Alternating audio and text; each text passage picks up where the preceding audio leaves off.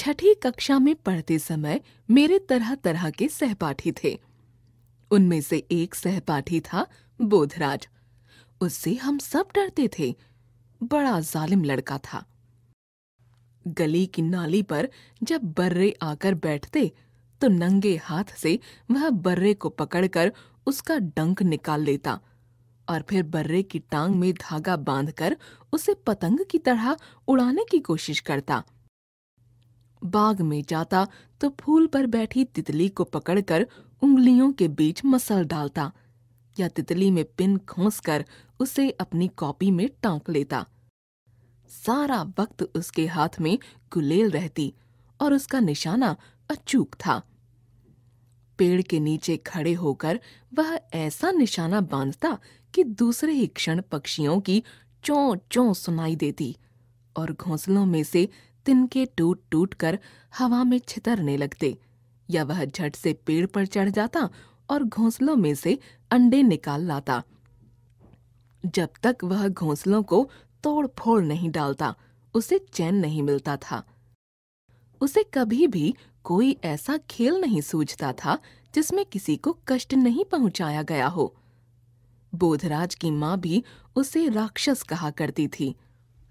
बोधराज जेब में तरह तरह की चीजें रखे घूमता, कभी मैना का बच्चा या तरह तरह के अंडे या कांटेदार झाऊ चूहा।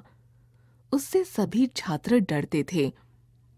स्कूल के बाद हम लोग तो अपने अपने घरों को चले जाते, मगर बोधराज न जाने कहाँ घूमता रहता। कभी कभी वह हमें तरह तरह के किस्से सुनाता। एक दिन कहने लगा, हमारे घर में एक गौ रहती है। जानते हो गौ क्या होती है? नहीं तो क्या होती है गौ? गौ सांप जैसा एक जानवर होता है, बालिश्त भर लंबा, मगर उसके पैर होते हैं, 8 पंजे होते हैं। सांप के पैर नहीं होते। हम सिहर उठे। चोर अपने पास गोह को रखते हैं। वे दीवार फांदने के लिए गोह का इस्तेमाल करते हैं। वे गोह की एक टांग में रस्सी बांध देते हैं, फिर जिस दीवार को फांदना हो रस्सी झुलाकर दीवार के ऊपर की ओर फेंकते हैं। दीवार के साथ लगते ही गोह अपने पंजों से दीवार को पकड़ लेती है। उसका पंजा इतना मजबूत होता है कि फिर रस्सी को 10 आदमी भी खींचें तो गोह दीवार को नहीं छोड़ती। चोर उसी रस्सी के सहारे दीवार फांद जाते हैं। फिर दीवार को तुम्हारी गोह छोड़ती कैसे है? मैंने पूछा। ऊपर पहुंचकर चोर उसे थोड़ा सा दूध पिलाते हैं। दूध पीते ही गोह के पंजे ढीले पड़ जाते हैं। इसी तरह के किस्से बोधराज हमें सुनाता। उन्हीं दिनों मेरे पिताजी की तरक्की हुई और हम लोग एक बड़े घर में जाकर रहने लगे। वहां भी बोधराज आने लगा। शायद उसे मालूम हो गया कि यहाँ शिकार अच्छा मिलेगा, क्योंकि उस पुराने घर में और घर के आंगन में अनेक पक्षियों के घोंसले थे। घर के पिछले हिस्से में एक बड़ा गोदाम था। यहाँ पर कबूतरों का डेरा था। वहीं पर टूटे रोशनदान के पास एक मैना का भी घोंसला था। कमरे के फर्श पर पंख और टूटे अंडे और घोंसलों के तिनके बिखरे रहते। बोधराज आता तो मैं उसके साथ घूमने निकल जाता। माँ को मेरा बोधराज के साथ घूमना अच्छा नहीं लगता था, मगर वह जानती थी कि मैं अकेला घर में पड़ा पड़ा क्या करूँगा। माँ भी उसे राक्षस कहती थी और उसे बहुत समझाती थी कि निरीह जानवरों को तंग नहीं किया करे। एक दिन माँ मुझसे बोली, अगर तुम्हारे दोस्त को घोंसले तोड़ने में मजा आता है तो उससे कहो कि हमारे गोदाम में से घोंसले साफ कर दे। मगर माँ, तुम खुद ही तो कहती थी कि जो घोंसले तोड़ता है उसे पाप चढ़ता है। मैं यह थोड़े ही कहती हूँ कि पक्षियों को मारे। वह तो पक्षियों पर गुलेल जलाता है, उन्हें मारता है। घोंसला हटाना तो दूसरी बात है। जब बोधराज घर पर आया तो मैं उसे गोदाम में ले गया। शाम हो रही थी। कमरे में पहुंचे तो बला की बू थी और फर्श पर बिखरे हुए थे पंख और पक्षियों की बीट। सच पूछो तो मैं डर गया। मैंने सोचा यहाँ भी बोधराज अपना घिनौना शिकार खेलेगा। यह घोंसलों को तोड़ तोड़ कर गिराएगा, उनके अंडे तोड़ेगा, ऐसी सभी बातें करेगा जिनसे मेरा दिल दहलता था। न जाने माँ ने क्यों कह दिया था कि इसे गोदाम में ले जाओ और इससे कहो कि गोदाम में से घोंसले साफ कर दे। मैंने बोधराज की ओर देखा तो उसने गुलेल संभाल ली थी और बड़े चाव से छत के नीचे मैना के घोंसले की ओर देख रहा था, जिसमें से उभरे हुए तिनके और रुई के फाहे हमें नजर आ रहे थे। कबूतर अलग से दूसरी ओर शहतीर पर गुटर गूं करते हुए मटर गश्ती कर रहे थे। घोंसले में मैना के बच्चे हैं, बोधराज ने कहा और अपनी गुलेल साध ली। तभी मुझे घोंसले में से छोटे छोटे बच्चों की पीली पीली नन्ही चोंचें झांकती नजर आईं। इनके माँ बाप कहाँ हैं? मैंने पूछा। चुग्गा लेने गए हैं, अभी आते ही होंगे, कहते हुए बोधराज ने गुलेल उठाई।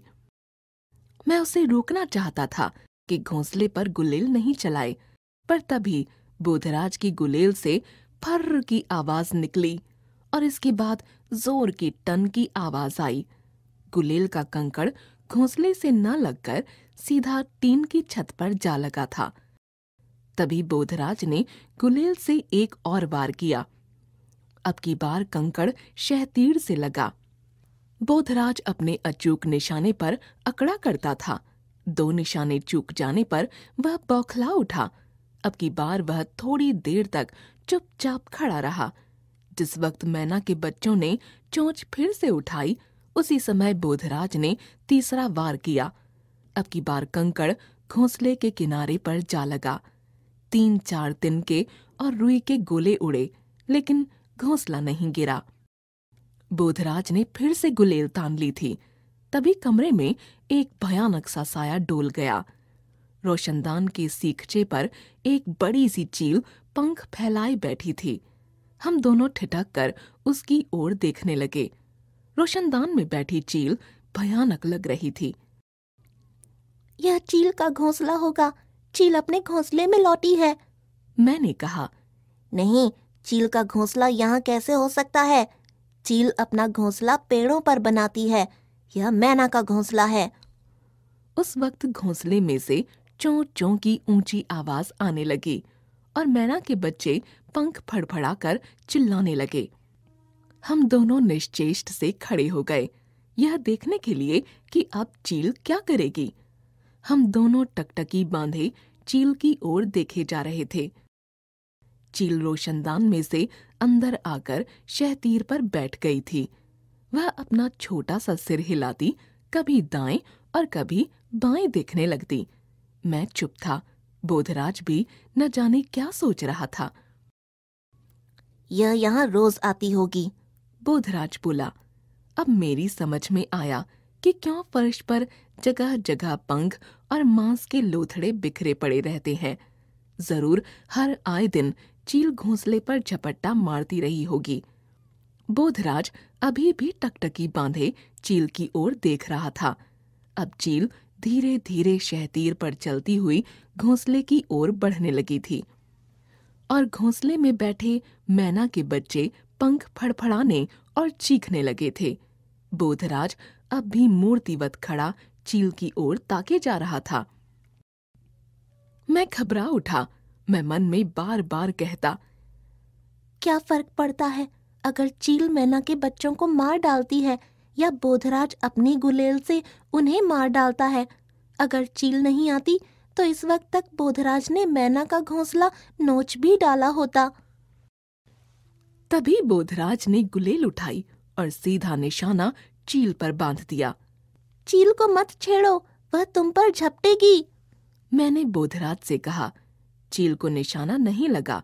कंकड़ छत से टकराकर नीचे गिर पड़ा और चील ने अपने बड़े बड़े पंख फैलाए और नीचे सिर किए घूरने लगी। चलो यहाँ से निकल चलें, मैंने डर कर कहा। नहीं, हम चले गए तो चील बच्चों को खा जाएगी। उसके मुंह से यह वाक्य मुझे बड़ा अटपटा लगा। स्वयं ही तो घोंसला तोड़ने के लिए गुलेल उठा लाया था। बोधराज ने झट से गुलेल मुझे थमा दी और जेब से 5-7 कंकड़ निकालकर मेरी हथेली पर रखे।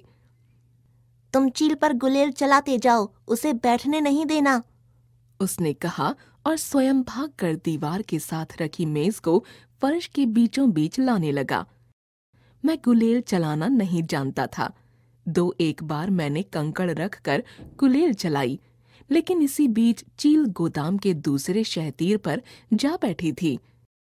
बोधराज मेज को मैना के घोंसले के नीचे ले आया। फिर उसने एक टूटी हुई कुर्सी चढ़ा दी और उस पर जा खड़ा हुआ। फिर बोधराज ने दोनों हाथ ऊपर को उठाए। जैसे तैसे अपना संतुलन बनाए हुए उसने धीरे से घोंसले को उठा लिया और धीरे धीरे कुर्सी पर से उतरकर मेज पर आ गया और घोंसले को थामे ही छलांग लगा दी। चलो बाहर निकल चलो, उसने कहा और दरवाजे की ओर लपका। गोदाम में से निकलकर हम गैराज में आ गए। गैराज में एक ही बड़ा दरवाजा था और दीवार में एक छोटा सा झरोखा। यहाँ पर चील नहीं पहुँच सकती, बोधराज ने कहा और इधर उधर देखने लगा था। थोड़ी देर में घोंसले में बैठे मैना के बच्चे चुप हो गए। बोधराज बक्से पर चढ़कर मैना के घोंसले में झांकने लगा। मैंने सोचा अभी हाथ बढ़ाकर दोनों बच्चों को एक साथ उठा लेगा, जैसा वह अक्सर किया करता था। फिर भले ही उन्हें जेब में डालकर घूमता फिरे, मगर उसने ऐसा कुछ नहीं किया। वह देर तक घोंसले के अंदर झांकता रहा और फिर बोला, थोड़ा पानी लाओ, इन्हें प्यास लगी है, इनकी चोंच में बूंद बूंद पानी डालेंगे। मैं बाहर गया और एक कटोरी में थोड़ा सा पानी ले आया। दोनों नन्हे नन्हे बच्चे चोंच ऊपर उठाए हाँफ रहे थे। बोधराज ने उनकी चोंच में बूंद बूंद पानी डाला और बच्चों को छूने से मुझे मना कर दिया, नहीं स्वयं उन्हें छुआ। इन बच्चों के माँ बाप यहाँ कैसे पहुँचेंगे? मैंने पूछा। वे इस झरोखे में से आ जाएंगे, वे अपने आप इन्हें ढूंढ निकालेंगे। हम देर तक गैराज में बैठे रहे। बोधराज देर तक मंसूबे बनाता रहा कि वह कैसे रोशनदान को बंद कर देगा ताकि चील कभी गोदाम के अंदर न आ सके। उस शाम वह चील की ही बातें करता रहा। दूसरे दिन जब बोधराज मेरे घर आया तो न तो उसके हाथ में गुलेल थी और न जेब में कंकड़, बल्कि जेब में बहुत सा चुग्गा भरकर लाया था और हम दोनों देर तक मैना के बच्चों को चुग्गा डालते और उनके करतब देखते रहे थे।